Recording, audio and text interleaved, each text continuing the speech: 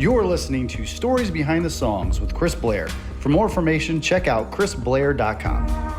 Hey everybody, here's another episode of Stories Behind the Songs. I'm your host, Chris Blair, and this week I sit down with Justin Wilson. Justin is from North Georgia and has around 80 or so songs recorded and over 20 songs that have become singles on radio. He was raised by his grandparents and got a lot of support early on. In this episode, you'll hear how Justin's path got him to Nashville at the age of 18 pursuing an artist career, but how he quickly fell in love with the songwriting community. And so many of the songs in our soundtrack of life have been created by him.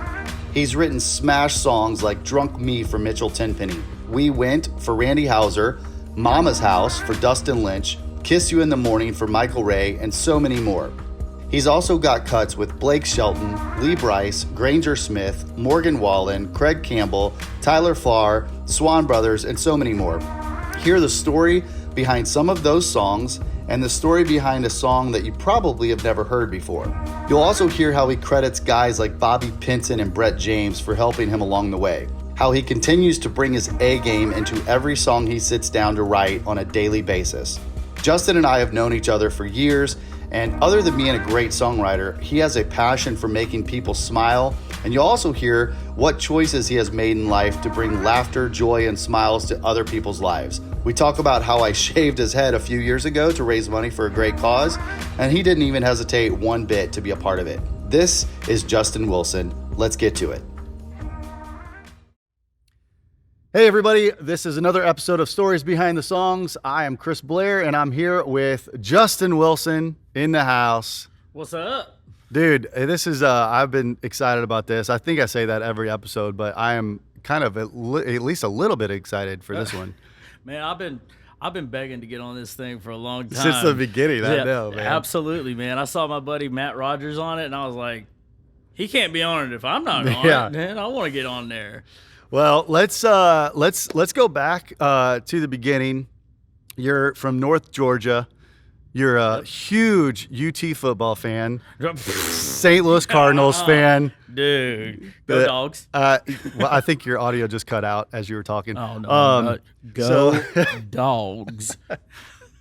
Man, we've known each other for a long time, and I'm just, you've got, man, like 80 cuts or something. Yeah, some 14, 15 singles now. Yeah. Just so much success and so much to dive into. So I want to, there's so many songs to choose from. So start kind of thinking about that so we can dive into a couple. But let's just let's go back to the beginning and get you to Nashville. Like, when did you know that this is what you wanted to do?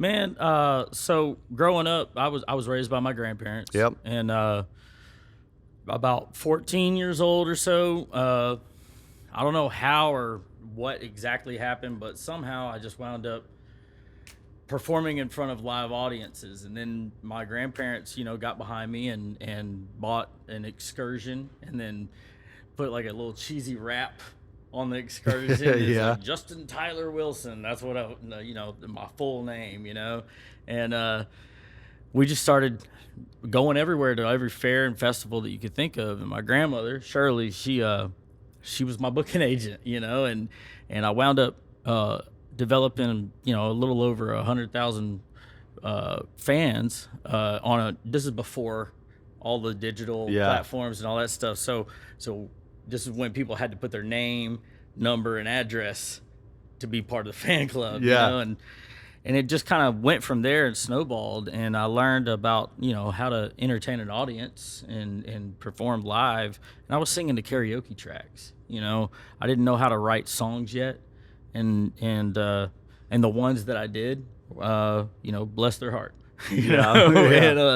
and then somehow we wound up, getting introduced to a guy named John Galatio, and he managed Mark Wills and got him started for his career. And so he kind of mentored me and my grandparents as well, and introducing me to people that were on the next level and the next level. Yeah. And I wound up, by the grace of God, with a record deal right before I moved here. I graduated high school and had the record deal, and then came to Nashville. Yeah, you moved here at 17, is that right? I was 18 when I landed here, and I had that record deal and lost it in 6 months, and had no idea what I was gonna do.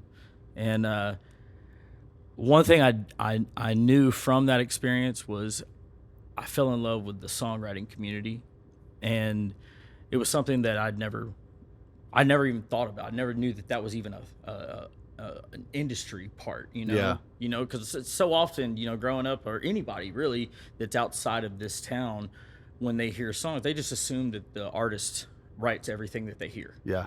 But that wasn't true, you know. So when I got here, I learned that there was a whole community of songwriters that were amazing. And when I got in the room with some of these veterans that I really had no business being in the room with, they were doing me a favor. I learned that there was a craft to songwriting, and I fell in love with it. It felt like chess as opposed to checkers, you know.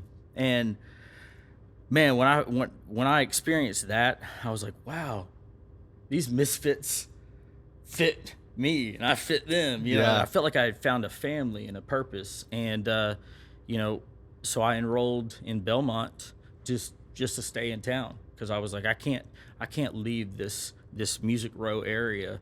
You got to be present to win. That's what I'd always heard, you know. So I just went into a ton of debt for the, you know, for college, just to stay in town. And man, I remember the first time I ever came to Nashville, because I'm from a small town, you know, Gwinnett County, Georgia. Decula is my city, and there's no avenues and numbers on streets, you know. And the first time I ever came to Nashville, it felt like I was in a maze. I was like, what street am I on? How does this even work? I mean, I was just in awe, and I was like, I'm lost. But it just overwhelmed me. But I knew that I had something to prove. And as long as you're doing what you love, this town will embrace you. And they did. Yeah. And I'm thankful for it, you know. And it was a wild ride to get here. And it's still a wild ride. It really is. You know, you have to work hard every second of every day. But, man, getting here, when I first got here, getting my heart broke and sticking around taught me a big lesson that, you know, this town has a way of putting you through hardship to make sure that the ones that are meant to be here stick around. And the ones that aren't meant to be here, they give up and go home. So if it's your dream, you stick around. Yeah. And I learned that pretty quick. But well, and we've got great songs that everybody around the world knows because of you. So thank you for sticking around. Man, if you don't mind, let me just say this one story. My first co-write. Yeah, let's hear it. So my first co-write was with a songwriter. He's Hall of Fame songwriter, prolific, huge hits. His name's Don Frimmer. Well, I came in there with a notepad. I was like, I'm going to make sure that I'm prepared. I came in with like 30-something song ideas, titles, like all written down, and sit down with Don Frimmer, just me and him. And he's like, all right, what you got? And so I start just going down the list of ideas, you know, and he's like, nah. And then finally, towards the end, like, I was starting to sweat a little bit, you know. I was like, shit, I'm striking out pretty hard, you know.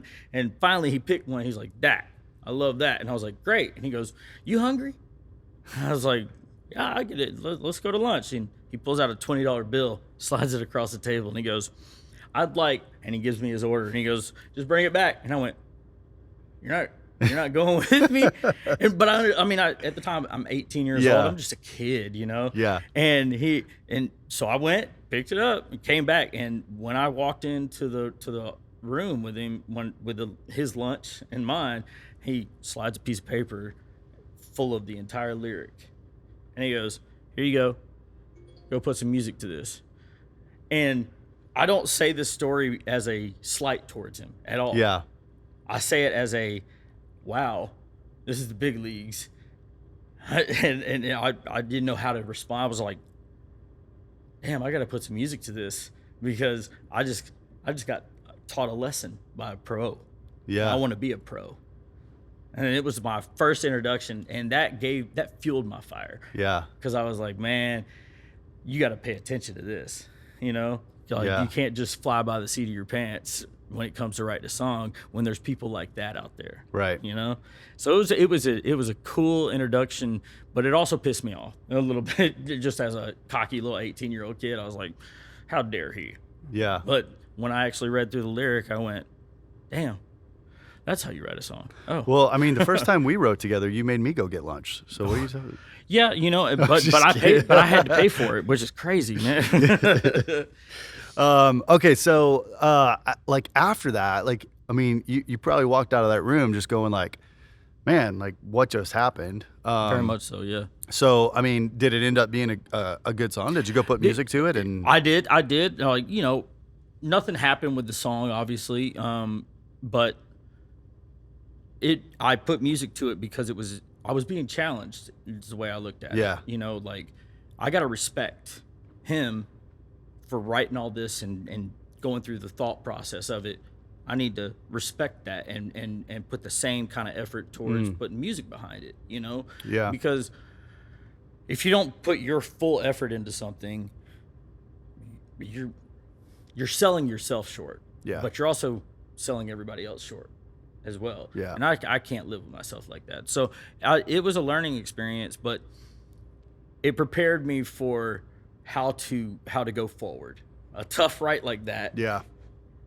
Prepared me for not being angry or not jumping the gun and getting, you know, popping off at the mouth or whatever, or getting jaded real quick because somebody, you know, didn't let me be a part of the process or anything. No, I didn't look at it that way. I looked at it like, oh, I'm a young buck. I gotta earn my stripes here and prove that I can get back in the room with somebody. So good. And and that actually carried through for the next probably 10, 12 co-writes that I had with Mark Nessler, Ben Hayslip, Rivers Rutherford, and you know, and the list, you know, Tony Martin, Tom Shapiro, like the list goes on. People that are huge Hall of Famers and just tunesmiths, you know, that know how to craft a song.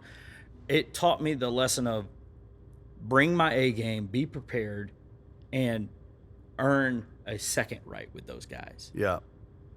As opposed to just leaving and going, man, I feel like I was disrespected or whatever. Don't be that way. Yeah. And that was a valuable lesson to learn so quickly, actually. You know? So I'm grateful for that experience, actually, very much so. Yeah, I bet.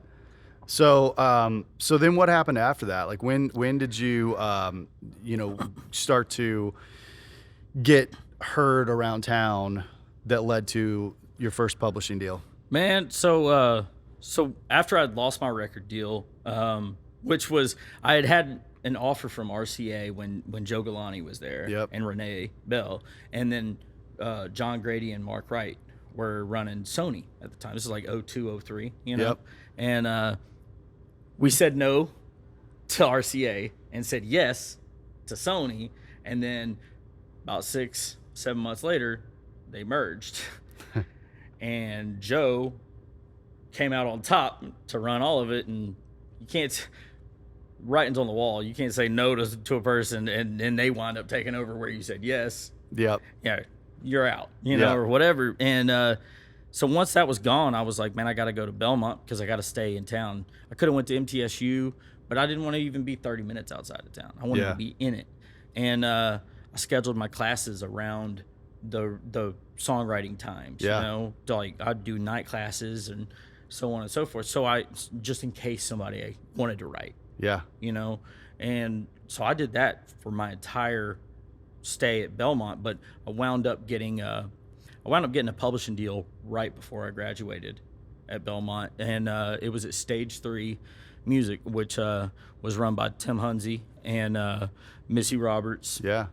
Who's an amazing publisher, one of the best I've ever experienced in my entire life. And Brett James had just started his company and joined them, so it was a hot little indie. You know? Love Brett, and it was like it was Brett James's company with them, and they also had Bobby Pinson. I mean, like, and Bobby Pinson is somebody that I credit for teaching me how to write, because I had been listening to his songs since I was like 16 years old. Yeah. And just kind of really studied the art of it. And so I wound up getting that deal at Stage 3, and they wanted me to be an artist again. And at the time, I hadn't had as many cheeseburgers as I've had now, you know? And so I tried it, and we did a showcase for labels, and it went great. And but it was a no. And I was okay with it because I fell in love with writing so much. And luckily, the writers that may have been writing with me just because they thought I was going to get that deal again and become the artist to radio now that I was older, luckily they stuck with me and kept writing with me. You know, and that kind of goes back to my original point of how important it is to bring your A game, no matter what it is, because you never know what might fall through, and you need to make sure that everything you do is 100% so that if something does fall through, people don't give up on you, you know? Yeah. And the town didn't give up on me, and I'm grateful for that, you know?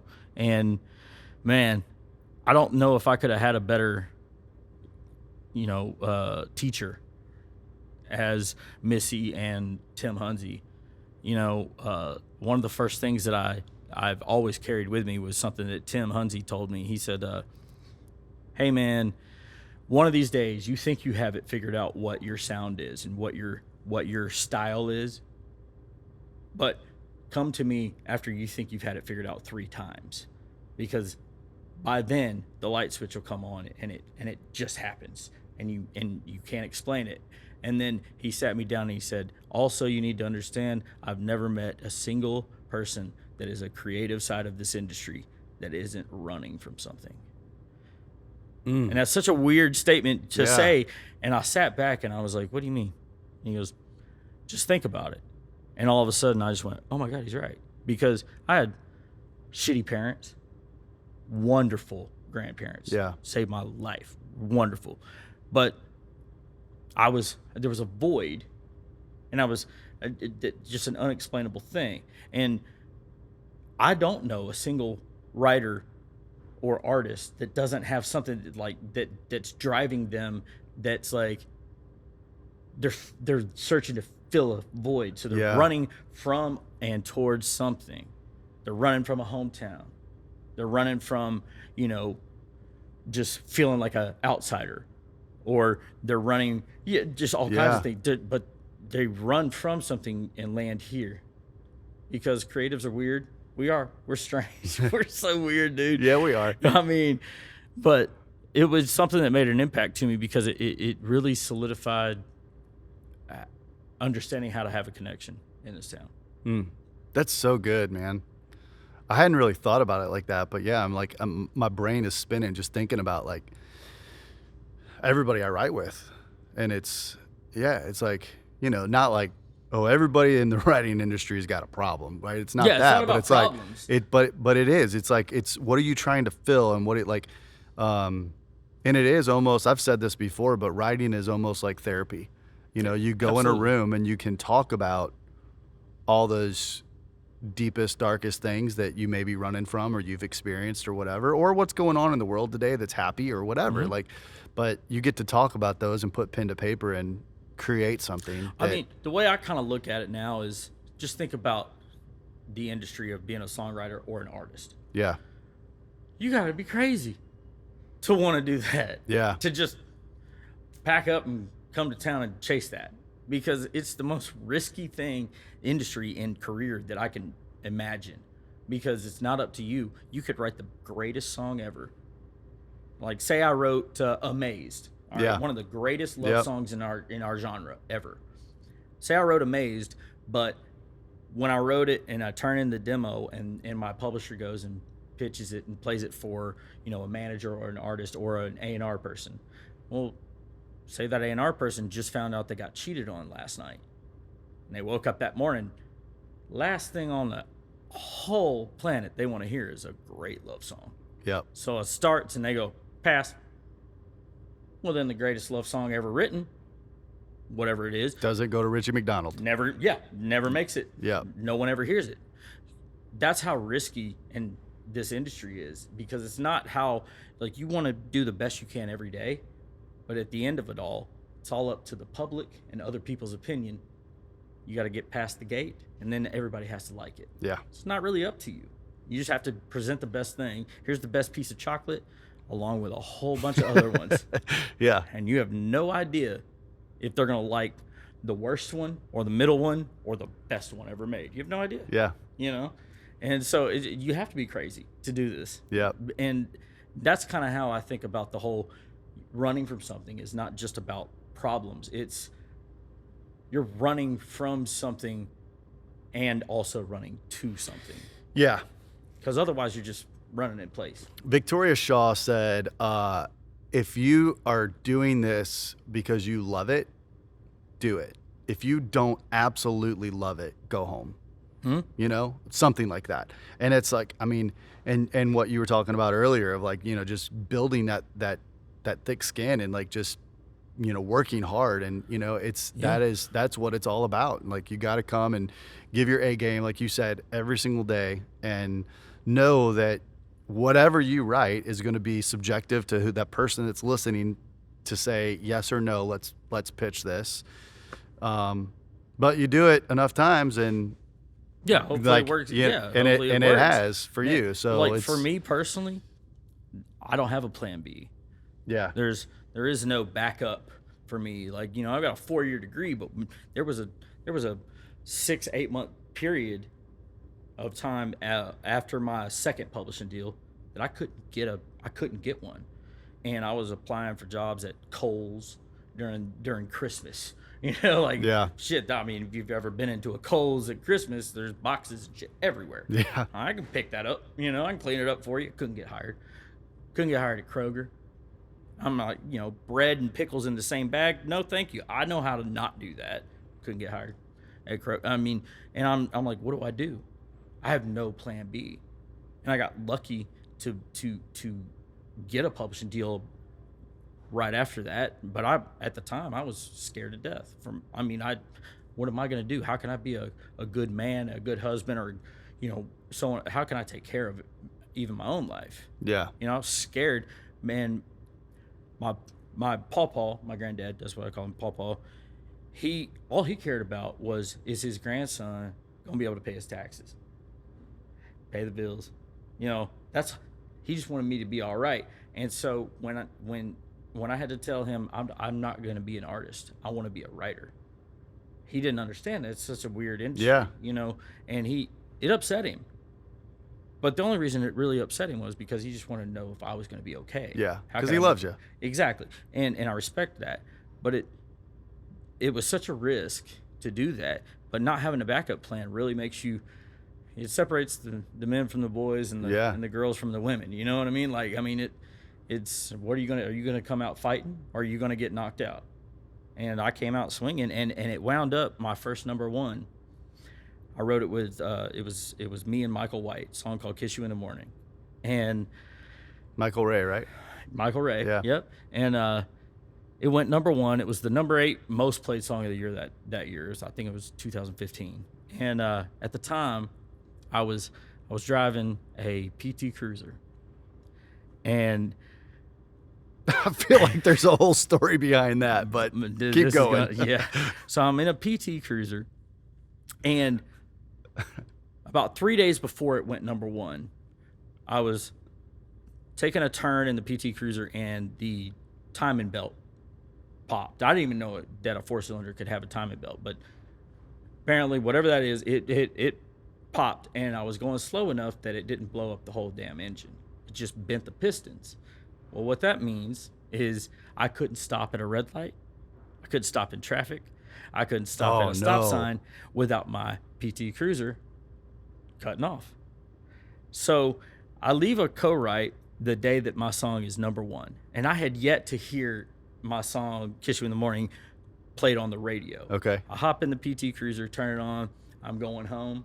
I'm leaving. I was writing a Magic Mustang at the time, so I'm on Music Row, and you know the roundabout right there gets backed up. Yeah. You know, so I'm pulling out and I'm going, and I'm kind of cruising slow because I know I can't stop, and it goes, "Number one song, Kiss You in the Morning, Michael Ray. And I'm like, oh, shit. I get to hear my song for the first time. Yeah. I turn it up, and I look up ahead, and I go, oh, crap. There's traffic at the roundabout. And it's halfway through the first verse. Shuts off. And I'm sitting there going, I've got the #1 song in America for country music right now. And I can't even hear the whole damn thing because my PT Cruiser can't stay started. And I'm just sitting there shaking my head, oh my gosh. But when the #1 party came, I cried my eyes out. My grandmother was standing there. My pawpaw had just died from cancer. And all I was hoping for was to let him know that I was going to be okay. Yeah. And I missed it by a few months before he passed away a few months earlier than that. But my grandmother was right there in the front row. And all I could sit there and talk about was how grateful and how much I was appreciative of the town and the audience for allowing a song that I wrote to go #1 so that my family could know that I was okay, because I wasn't sure if I was. I had a car that couldn't even run, really, you know? And this industry can break your heart, but man, nothing can break your heart if you don't love it. And this industry if you love this, there's nothing that can take you away from it. Yeah. And I don't know, it's been a crazy, crazy, crazy ride, honestly. Yeah. And I had a lot of people help me out. And one thing I always try to do is pay that forward, because I didn't belong in some rooms when I was young, but I got to go for a second right with them because I worked hard and proved it. And I want to always pay that forward to anybody else that wants to come here, because it's even harder today than it was back when I came. It's way harder. And it almost seems like the dream chasing is harder and not worth it. But I try to tell people it is worth it, but it ain't going to be easy, but it's still worth it. Yeah. And I'll go to lunch, I'll go to breakfast, I'll do a co-write, I'll introduce them, as long as they're a good person and they've got talent and they work hard. Yeah. I'll do it. And there's plenty of us that'll do that to pay that forward, because we all get helped out when we got here. Yeah. Nobody comes to town and doesn't know anybody, and the first song they write goes #1. Nobody does that. No. That doesn't exist. Yeah. Somebody helps them. Yep. This episode is brought to you by Sennheiser microphones. When we first started this podcast, we were using some older microphones, and Sennheiser came in and sponsored us and gave us some MK4s and 914s. And I mean, I'm telling you, it's made all of the difference in the world. We love these microphones. We use them at the listening room as well. And I just can't say enough great things about them. Go check out Sennheiser.com. If you are into music in any way, their microphones are hands down the best on the planet. Go check them out, Sennheiser.com. And thank you, Sennheiser, for the support and the sponsorship. We love y'all. So, Michael Ray, that was the first #1. Yeah. Take me into the writer's room with you pick. Let's dig into one of your favorite stories. I've heard a lot of them, but let's see. Well, maybe I'll give you two, and I'll make them both brief for it. We Went was my second #1. Yeah. And I wrote it with John King and Matt Rogers. And when I walked in that day, I had full intention of wanting to write a pop style song. And I'm like, I want to write a pop song. And I sit down, and we wound up writing this 1,000,000-word fast singing song, and didn't have a title. Like when we started, it just was a story out of nowhere, and it fell out really fast, and I hated it. I was like, this is a piece of crap. Nobody's ever gonna want to sing all these lyrics.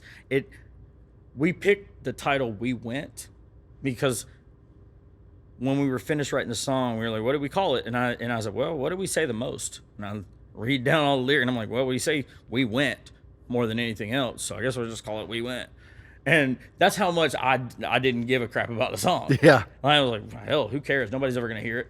And that just goes to show, thank God for John King, because John recorded it on his phone so that there was at least a sonic recording of it to play for a publisher. and that publisher made me go into the studio and record it as a demo so it could be pitched. And it took 6 weeks after that for Randy to cut it, and a few weeks later after that for it to go to radio, and then 33 weeks after that, it's my second number one. And I'm like, I don't know shit about this industry, you know? Yeah. And so I love that. That's one of my favorite ones. And then I'll say probably my other favorite would be, man, probably a song that nobody's ever heard, most likely, but a song called Life Ain't Fair. And and it was, the reason I picked that one is not only is it, in my opinion, the best lyrical song I've ever been a part of, but we didn't get it right the first time or the second time or the third time or the fourth time. And I mean 4 straight times from top to bottom. Just a new song, 4 times in a row, but the same title. And it just didn't work until we did it the 5th time and decided that everything had to be true for my life or my co-writer's life. And it just came alive. But we didn't give up on the idea. That's the point of that. And to watch that song develop just from perseverance and become probably the song that I'm most proud of as a songwriter, and watch it touch people's lives, you know, and to this day it continues to touch my own life when I sing it sometimes, and I get to thinking about my family and my friends and the Lord, like, and just all the blessings in life. A lot of times I'll cry on stage. I'm sure you've seen me. I've seen it. Yeah. You've seen hell, I got engaged down in St. Augustine, and I wasn't planning. I was planning on playing a couple songs. I was one of the only people that knew you were going to do it, and I videoed it. Dude, I was planning on playing a couple songs before I did that, but I started Life Ain't and Fair, the tears and I just lost it. Yes. And, you know, like, but that couldn't exist if you believe in an idea. Yeah. Like, don't give up on it. If you believe in anything, that's for all life. But that would probably be my second favorite story as far as in the room goes, and because it's all true. Yeah. You know, and it ain't always that serious. You know what I mean? Like, sometimes there's great stories like, hey, let's shoot a shot, and it's Friday, and then all of a sudden you write, you know, Mama's House. Yeah. You know, or, you know, you get in a room with a person you never even knew was an artist, and Drunk Me happens. Yeah. You know, and it's like, so there's so many cool things, and how many people will just kind of pop in that ain't even scheduled to be there with you, and you know, all of a sudden an artist walks in, or down the hallway, this happened to me one time. Brice was walking down the hall, and I wasn't writing with Lee. I was with another guy, and he was writing with another person down the hall, and I just happened to reach out and go, hey, Lee, listen to this idea. And he pops his head in, and I play it for him, and he goes, I love that. Meet me at my house tonight, 8 o'clock. Let's finish that. And it winds up being a Lee song. Yeah. And it's like crazy how this town works, you know, it like being in the writer's side of it, you know, because most people, like, even some publishers, they're like, what happens behind that door when you shut it? Because we walk in, shut that door, and then to everyone outside that, we come walking out 4 or 5 hours later with an entire song. Yeah. And I never really thought about it from the other side. Like, I would probably be like, the hell did they do in there? Yeah. You know, how did that happen? You know, music first, lyrics first, who knows? How did it go? Honestly, it's just a bunch of dumbasses in there. And we're just trying to vibe on the right thing. Yeah. That feels the atmosphere right, you know, and it's a unique thing. It's cool. I love it. There's so many good stories, man, that probably shouldn't be said, and some should, you know. Yeah. How did Drunk Me come along? Because that was a huge song for you. Yeah, absolutely. Actually, I would say to date, that's my biggest single that I've ever had, as far as all the numbers go and everything. Man, I knew Jordan Schmidt. I'd written with him a whole lot, and Jordan was co-producing Mitchell Tenpenny. I didn't know Mitchell. Yeah. And it was our first co-write together, as far as like all three of us together. We started writing that song. At the time, I was fresh out of rehab, and my headspace was kind of in that realm that kind of embodies that song. And so we all sat down and just, I can't even explain how quick it was as far as starting the song. It was like, Jordan had kind of a vibe on the track side, and Mitchell was playing this little lick, and then I just spit out the first 2 lines, and we all just went, shit, I don't know what this is, but let's do that. And so we kept writing, and oddly enough, we wrote the whole song except for 2 words. Really? Drunk me. It took us longer to think of that than it did to write the entire rest of the song, because we had it all written except for that last line. And I remember Jordan wound up sitting in a chair against the wall, and Mitchell wound up walking outside. I wound up pulling my hair out and walking from room to room, just like, what is it? What is it? Like, do we need to hit a pipe? Do we need to, do I need a dip? Or like, does somebody, do we need to watch something funny just to clear our headspace and get our juices flowing again, or what? And out of nowhere, about 30 minutes of us not having a clue how to finish this one line of the song, out of nowhere, Jordan goes, drunk me. And we just stopped. We're like, thank you, Jordan. Damn it. How long you been sitting on that? And so that was the craziest thing to me about that song, is how long it took to come up with the hook. Yeah. Having the entire song already written except that. And it was magical, and I never expected it. Yeah, that's pretty crazy, because usually you have a hook in the beginning and you kind of know what you're writing to, and what the title of the song ends up being. And even sometimes when you don't, you start writing and you write 2 and it just kind of develops. But once you start that chorus, when you finish the chorus, you landed on a title, Yeah. But we just decided to write the verse, all the chorus except for that, and just go, and let's just skip that and move to the second verse. It's like leaving the middle of a jigsaw puzzle out. It's like finished everything else except for this. Man. And it that's never happened to me since. And it hadn't happened to me before that either. And honestly, I didn't know Mitchell was an artist at the time. And I got a call from Mitchell a few months later, and he goes, hey man. I said, what's up? And he goes, that song we wrote, I just want to let you know that's going to be my first single. And I went, you're an artist? And I'm dead serious. Like, I didn't know. It wasn't a disrespectful thing. I just didn't know at the time, because I'd only written with him one time. The first time I ever met him anyways. And they made me sing the demo. Like, I didn't know he was touring and out there working like that. I had no idea.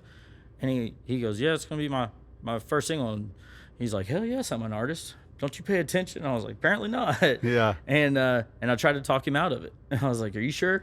I mean, that's a pretty heavy song for first single on a brand new artist, And he's like, what do you mean? I said, you sure you don't want to do like an up-tempo love song about a girl, maybe on a back road, when dancing in the headlights underneath the moon, like a star type deal, And he's like, and he just said, no, this is what I'm going with. I'm gonna live and die by my own sword just my whole life. And I respected the hell out of it. Yeah. I had no idea that it was going to wind up doing what it did. Yeah. And I'm grateful and thankful for that. I'm thankful to the Lord. And I'm grateful to Mitchell. Yeah, I mean, he's been playing the listening room for years and years. I mean, him and that entire camp around him. That's one of the things I love about those guys, is that they are not going to let anybody change who they are and what they want to say through song, and they're just, this is me, like it or not. Yeah, and it's I love that, man. I feel like I always feel like if you like something, odds are at least 1 million other people like it. Yeah, because there's billions on this planet. So if you love it, there's at least 1 million. Yeah, that will love it too, and that's kind of my motivation of not bending towards, if I'm not gonna get off of something that I don't believe in. If I believe in it, I'm gonna stick with it, because I know if I love it, there's a reason. Yeah. And that goes for if somebody I'm writing with loves something and I'm not on board with the song, but they are passionate about it, I'm gonna trust them, because if they love it, at least 1 million other people do. Let's find out. Yeah. Yeah. You want to play a little bit of it? Dude, well, drunk me? Yeah, come on. Yeah, all right. Yeah. Let's see. It's 9:30 shit a.m. So I've seen you do this in St. Augustine with no voice, so. That's true. But I might have had a little whiskey or something. I think you had a lot of little whiskey. bit, you know? Let's see. I thought I had a pick somewhere. Oh, here it is. Here we go. Let's see. Want to give a little verse and chorus? Yeah, sure, yeah. So, like I said earlier, the first two lines just kind of came out of nowhere, but it was what I was going through in my life, you know, and didn't know where it was going, but it wound up being this. So, some people don't know when to quit. That's why they quit. Some need to hit the bottle to know they got a problem. Can't handle it. That ain't why I started cleaning up my life. I wish it was, but ooh, that would be a lie. I've been sober, 'cause there ain't no hangover like you. Oh, no, no, no. And can you come over? I always find those words at the bottom of 100 proof.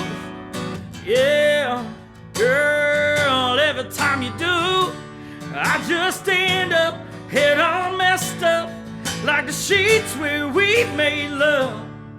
I've been sober since you broke my heart in two. All tender. 'Cause drunk me can't get over you. Come on, man. Mitchell sounds a whole lot better than I do at it, but Dude, you still kill it, man. You've got a great voice. I was taken back when you were doing that, because like talking about St. Augustine. I think it was when Hauser was there. yeah. And you were going to introduce him, because I host the festival every year and I introduce everybody, and and you were going to introduce him, and maybe you still did. I can't remember. But I had no voice. I had to go do it. Yeah. So, because you couldn't even talk. Could not. And then he called you up, and you end up like somehow by the grace of God, all of a sudden it comes back, and you were out there just belting. I was like, bro, where did this come from? I felt like I had done a workout. And I don't like working out, dude. I'm telling you what, dude. But I think that was the same year that you shaved my head on stage. Let's talk about your hair. Let's talk about this hair.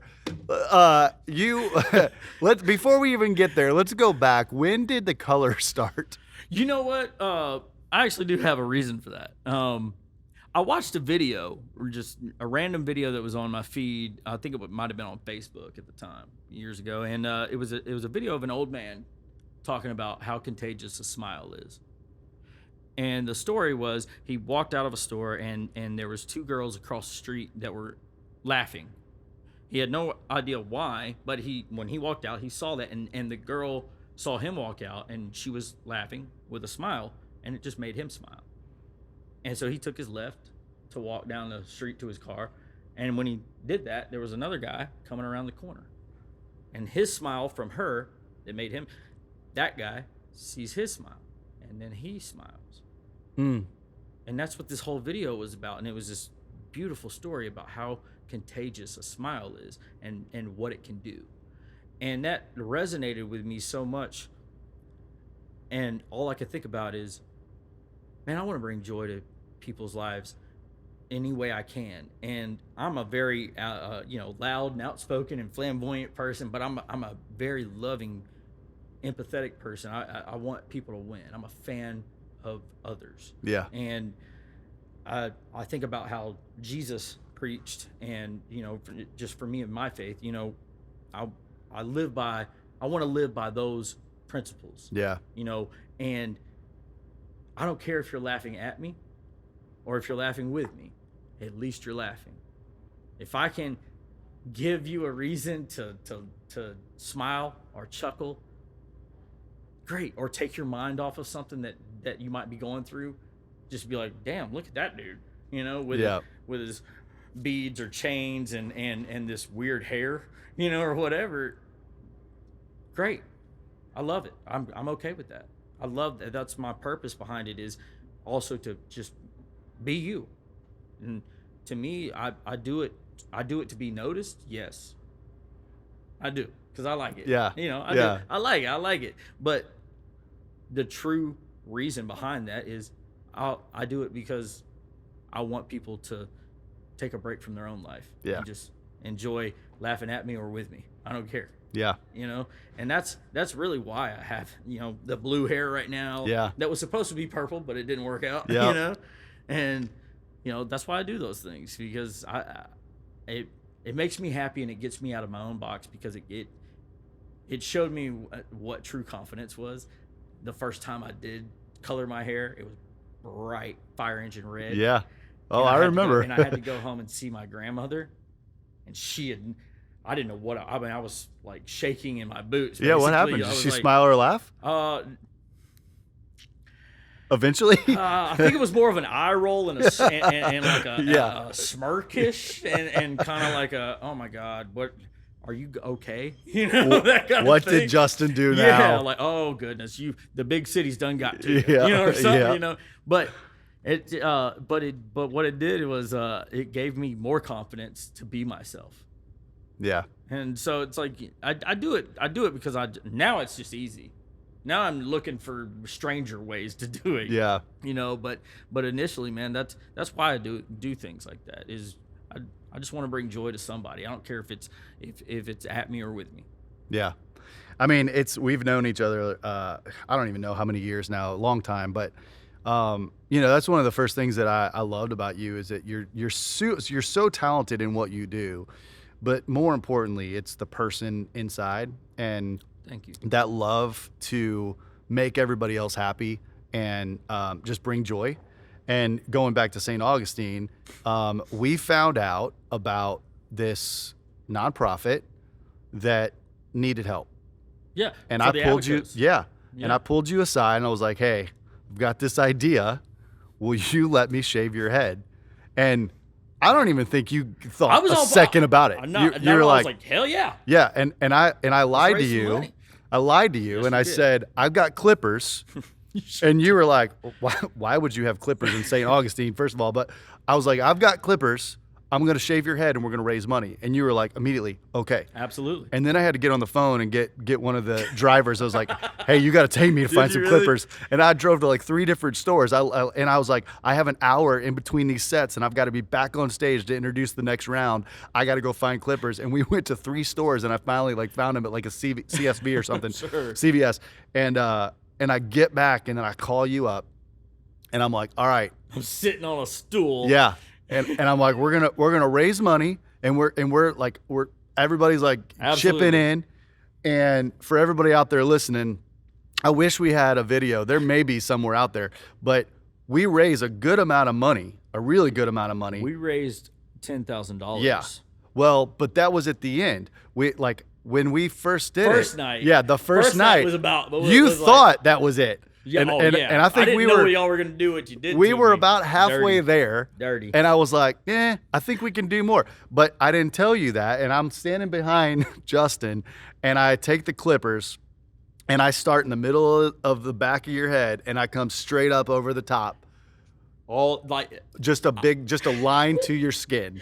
I looked like because I had my bright fire engine red, neon red hair, and got scalped right down the middle. Yeah, I right. looked like the guy from Prodigy.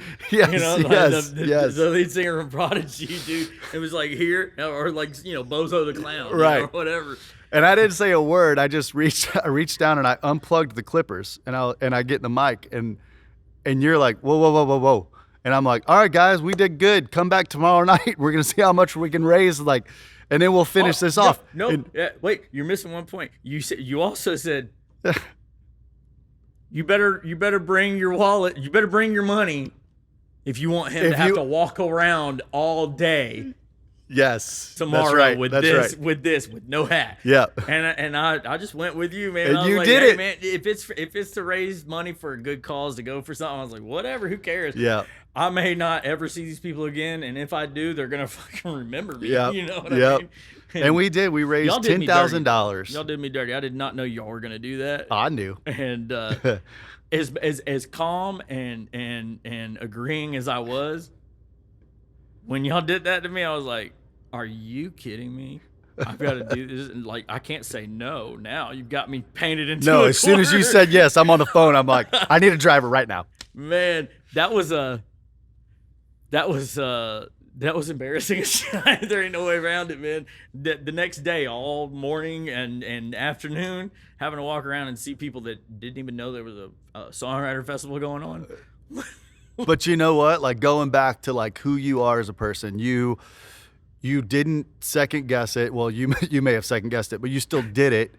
And then think about, to your point earlier, with that guy that saw the girls across the street. Mm-hmm. How many people were either laughing with you or at you that you brought joy to in a hot St. Augustine, Florida day that were walking down, that had just gotten off a cruise ship or whatever they were doing, you know, and like hanging out in that town and going, man, I don't know what that guy's story is, but they're smiling. Man, I'll tell you what, yes, that. And I'll tell you what most people don't know is how many people I actually stopped and talked to and explained why. Because they had to know. Yeah. I'm like, what? Are you crazy? Or like, are you mentally impaired here? Or like, what's the deal? Why are you walking around with your head up like this? It's like, why don't you put a hat on? And I used that opportunity to try to make people aware. Hey, we're raising money because the Abacos Islands just got demolished by a hurricane. Yeah. And there's so many families and they've lost everything. We're trying to raise money for this to help them out. And I don't know if any or if all the people that I talked to that weren't even a part of the festival in the first place, I don't know if any or all of them came to the show that next night and donated. But in my mind, I'd like to think that at least some did. I'm sure. You know, but you can nothing's negative unless you make it negative. There's always a positive. Yeah. And I don't mind making a fool out of myself for something good. And I might make a fool out of myself just for the hell of it sometimes. Yeah. You know, maybe we got to do something this year. I don't know. We do. We have to come up with something, but yeah, it's going to be fun. We'll be down there into September again, and it's going to be a blast. So, yeah. What other songs do you want to talk about? Man, you know what? Momma's House. Yes. Momma's House, man. So I was sitting I was watching a songwriter round at the Bluebird, and Brian Davis was one of the writers that was playing in this round, and he played a song that he had recorded by Jason Aldean, and the concept was, you know, basically everywhere I go in this town, like I see your ghost, you know, or that concept, which is not like it's not a new concept, but I realized as I was listening to it, I was like, damn, I've been here at that point in time. I was like, I've been here 16, 17 years. I've never written a song, that concept. I don't know how I haven't. And so I got to thinking, I was like, what would I do to make it different? You know, like to just kind of separate it, you know, just not make it the same exact thing that's always been done, that cookie cutter thing. And couldn't think of it. And then all of a sudden I was going through my head and I went, man, why wouldn't you just leave the damn town? If your ex is there that broke your heart and you think about her everywhere you go as a memory that you've shared with her, you just leave the damn town. Well, all right, if you're going to stay in the town, let's just burn it down. And then I got to thinking immediately, I went, damn, if I burned my hometown down, where's my grandmother going to go? And immediately I went, well, I'd burn it all down if it wasn't for her. And the next morning, I had a write for Dylan Snyder, who was on Interscope Records at the time, and it was an in-town writer camp, and it was me, a guy named Michael Lawton, and Rodney Clausen. Yeah. And Dylan was going to bounce between rooms of other writers, you know, just all day, and we were all going to be writing, trying to, you know, develop his project, his album. And I had that idea. I showed up early. Michael Lawton actually beat me there. I was shocked. I was like, man, I'm like 30 minutes early and you're already here. And so we got to talk and we're buddies. And I said, dude, I've got an idea that we are going to write today. And he goes, well, I've got a track that you're going to hear before you tell me your idea. And I said, well, I hope like hell it matches up. And he played that track and I went, yep, I know exactly what to do.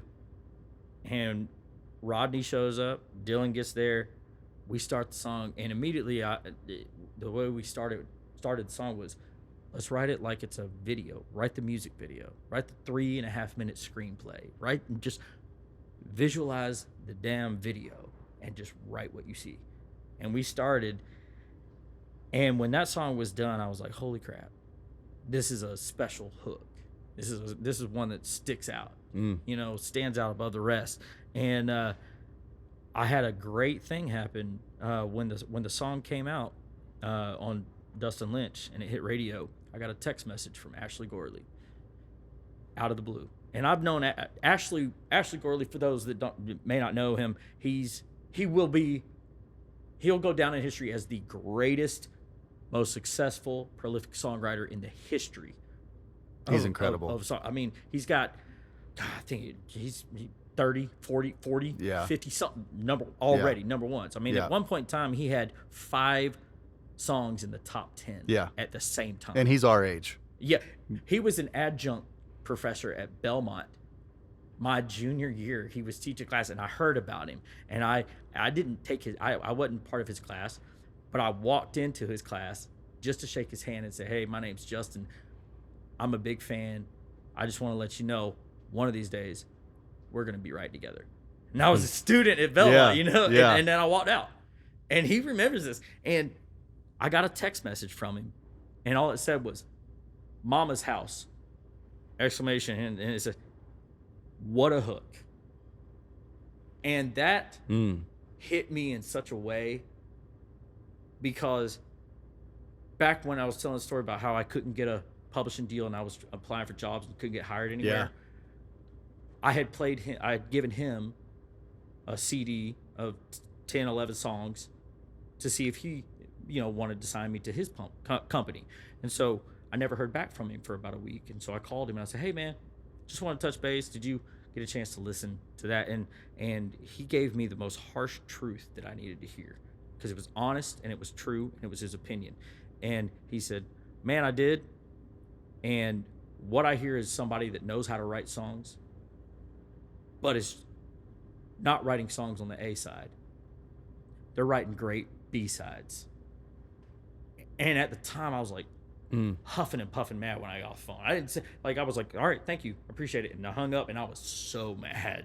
It's like, how dare you, But he was right. Yeah. And it took me quite a while to be able to look back on it and go, he was right.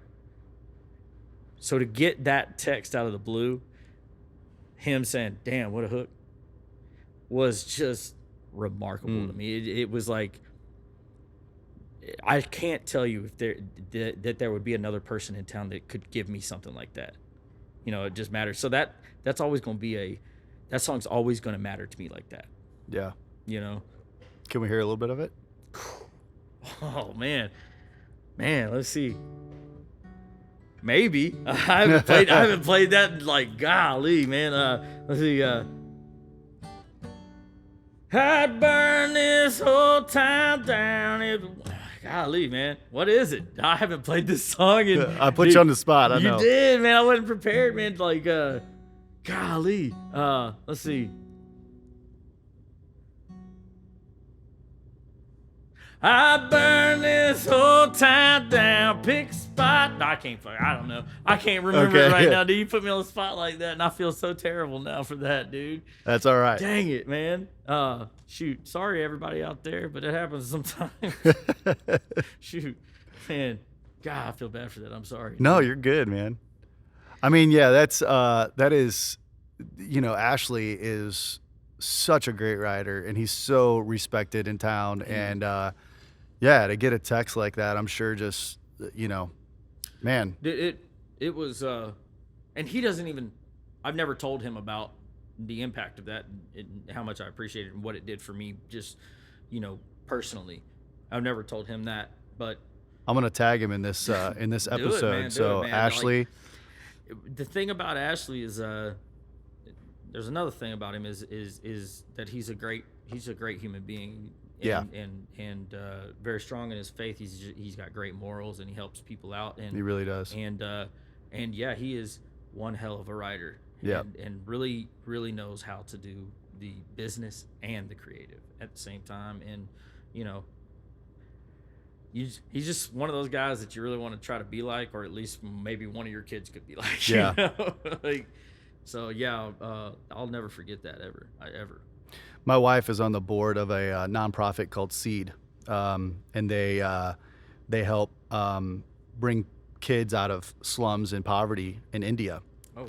And Ashley and his wife went on a mission trip a while back, and just the kind of guy he is. Like, we needed a place to do a big fundraiser and kind of like an awareness dinner. Right. And, Ashley and his wife just opened up their home, and, awesome. We were out there in the barn and just had, just incredible. But I mean, he's so humble. And doesn't seek credit. No, not at all. I mean, it's like, and that's what I love even more, is, doing something out of the kindness of your heart, not to look for acknowledgement from it, and just doing it because you want to. Yep. As opposed to doing it because you want others to see you do it. Like, he's not that way, man. And it's something. It's a great role model. It's a great human being, dude. Yeah. It really is. And so I'm not surprised at all by that story, because it sounds like something that he would do. Yeah. Well, man, this has been so much fun. I appreciate you spending some time with me, and can't wait to kind of follow up down the road, and we'll talk about some other number ones. And maybe next time we can I can tell the story of the last songwriter round at the old listening room location, because I played the last night because I asked for it. That's right. I asked for it. And Phil Barton. All I said was, "Can I have the last night?" And you said yes. And I said, thank you. And I didn't say there was anybody else coming or anything. I said, just give me the last night. I'll take care of you've it. already brought it up. Let's go. You got to tell the story now. Man, so it was the last night to be able to play in that venue at Second Avenue. Yep. Second Avenue, and you took a leap of faith and said yes. And I said, don't worry, you won't believe what I do. And I called and texted everybody I could think of and said, hey, this is gonna be a whiskey takeover, basically. This is gonna be one of those. Everybody, free for all, can get up anytime you want to sing. And the amount of people, great songwriters, artists, that showed up that night and just packed. We even had labels, promotion staff. I had a song on the radio that had just come out on Granger Smith called "It Happens Like That" I did not know how to play, and I'd forgotten what the lyrics were. I mean, I wrote it months and months and months and months ago, and some of the promo staff from the label said, we want you to play that song. Well, they picked the wrong night for that because it was such a free-for-all of love and appreciation for the listening room. And there was no way we could allow the last night of that venue, where we all had played and got to know and made networking connections and friends and been taken care of by the listening room, the whole 9 yards. Of course we're all going to show up, and we did, and it was fun. It was so fun. It was a beautiful night. I actually when I tried to play the Granger song like the promo staff had asked me to do, let's just say I couldn't walk in a straight line at the time, and I had the lyric up next to me, and I played it, and I got through the first verse and about half of the chorus and messed it up, started all the way over, did the same exact thing, started all the way over again. I remember this, yeah. And it got to the point where I had looked at the paper and I was like, I can't even read. right now. This has been so much fun. I can't even read. And it got to the point where I tried it a third or fourth time. I tried it and I just stopped and I went, somebody else. And I held it up. And I think Taylor Phillips might have been the person that jumped up on stage and grabbed it and saved me and played one of his. And I was like, "Thank you, dude." Yeah. But it was so much fun. And I mean, it was all out of love. But it never would have been able to happen if it wasn't because of what you had developed and branded as the listening room and the way that you and your company treated us, because it's easy to be overlooked when you're us, and you guys were the only ones that really it didn't feel like we were overlooked, and that's why everybody came. Yeah, and I wear that as a badge of honor that I can say I put together a shit show but a great show for the last night of the listening room on Second Ave. It was such a fun night because it's just it showed family. Yeah, you know? It was just a big party. It really was. And then you guys, we were all having way too much fun that entire night. Yes. And then you surprised me at the very end, and you're like, the last person that needs to sing on this stage needs to be Chris Blair, and you guys pulled me up to close it out. And I had one of those moments where I was like, man, I don't know if I can remember the lyric to any of my songs right now, but that was such a fun location, and yeah, thank you for that. Like that was a run back in memory that I've loved being here, like moving to 4th Avenue, and whatever the future holds, whether we stay here, whether we find a more permanent spot that we can actually like own. And as that's the biggest, scariest thing in Nashville is as the town grows, like our leases continue to be up, and then it's like, well, you got to go because we're going to knock this building down and build a hotel, and it's like, yeah, I think, the closing in our first location in Franklin was a big party. Cummins Station was a big party, but that night at 2nd Avenue was just like, something I'll never forget. It was just so incredible. Same for me, man. Like, it was shocking how the level of talent that showed up. Like, people that I didn't even have a close relationship with, but they showed up for that. Yeah. And I was like, wow, man, this is great, man. And man, that's hard to come by. Yeah. And, especially in today's time, that's hard to come by, to have that kind of appreciation and community and love like that, but that's a testament to the listening room and what you built. Yeah. And I know that this is that we're about to close out this, but I am going to say this: anybody that ever wants an experience that you will never forget, come to the listening room, whether it be here in Nashville or Pigeon Forge. Yep. No matter what, there's nothing better than what happens here, and you'll never forget it. And I hope that it never ends. Man, thank you. It means a lot. All right. Well, to close this out, I like to end on the same question. So, you've had so much success, and you really, coming into that first right and going to get somebody's lunch to where you are now. I want you to go back to 8-year-old Justin, and tell me what advice you would give yourself now at that age, knowing what you know. Wait. Am I giving my 8-year-old self advice, or Yes. is my 8-year-old self giving me advice? No. That might be better advice.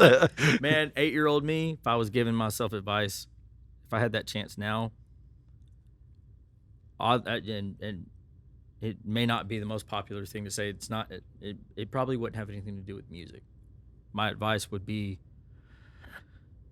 pay attention. That would be my advice, because you can get caught up in such a hurrah moment that's happening right in front of you. You enjoy that moment, but you can lose sight of your choices. And I would tell myself, don't forget your choices. Pay attention. Enjoy everything. Celebrate. Over the moon. Cry when you need to. But don't forget your choices, because tomorrow that moment's gone, but your choices aren't. Because I've made good choices, but I've made a lot of bad ones. I've made a lot of dumb ones, probably more dumb ones than bad ones.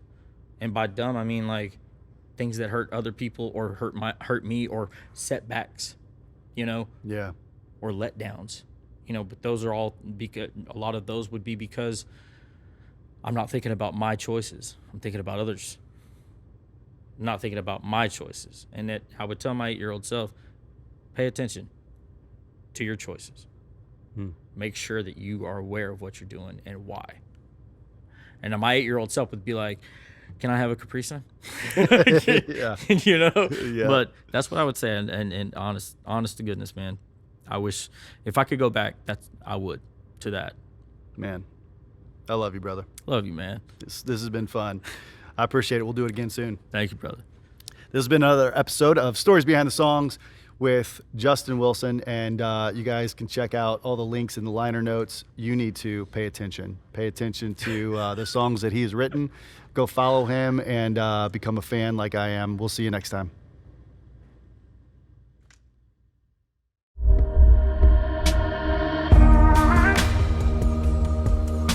This has been an episode of Stories Behind the Songs with Chris Blair.